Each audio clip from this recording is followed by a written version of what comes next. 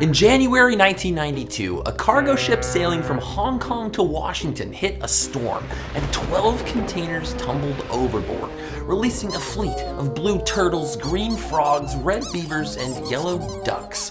28,800 animals destined for bathtubs, now a lonely plastic navy drifting in the Pacific Ocean. Then they started to float ashore along the Alaska coast, Washington state. Some even traveled as far as the British Isles. But a few ended up here, in a swirling spiral of floating junk, the Great Pacific Garbage Patch. There's 5, maybe 6 spots on Earth where rotating currents gather masses of plastic debris. But go there and you won't see mountains of yellow ducks, red beavers, and novelty sunglasses.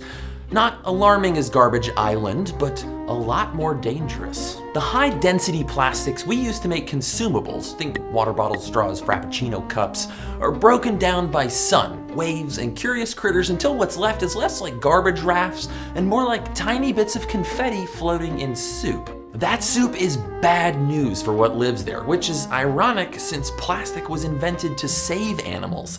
During the 19th century, the demand for ivory billiard balls decimated elephant populations, forcing chemists to look for a synthetic alternative. They found it in 1907, Bakelite, the first synthetic plastic. Of course, the real boom didn't come until the mid-20th century. I just want to say one word to you. Just one word. Yes, sir.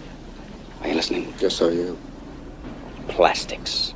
Modern plastics are so strong that a 60-gram jug can carry 4 kilograms of milk. But despite being so durable, plastic is also cheap. So cheap that much of it's designed to be used just once. And even when it ends up in the trash can, or better yet, the recycling bin, every year more than 8 million tons of plastic waste leak into the ocean. That's about 15 plastic shopping bags worth for every meter of coastline on Earth. Because that plastic is broken down into nearly invisible bits, it makes it hard to figure out just how large those polluted patches are. Is it 1 Texas, 2, or 4 Texases? Or is it Texi? Whatever. That puny plastic potpourri also means most of those ocean skimming cleanup ideas you hear about won't work. And truth is, while we might hear a lot about these flotillas of flotsam, we find plastic everywhere we find ocean, and at every depth, even the deepest. Birds and younger sea animals that can't dive deep to find their dinner end up feeding near the surface, where they encounter more plastic. Larger debris can certainly tangle these animals up, but many end up eating plastic too, sometimes by accident. To a sea turtle, floating trash looks a lot like dinner, and smaller debris, when ingested by young fish, can interfere with growth and development. On the small scale, the tiny organisms who recycle whale poop, driftwood, and old ships can't break down microscopic plastic debris, and those tiny bits can absorb toxins which are concentrated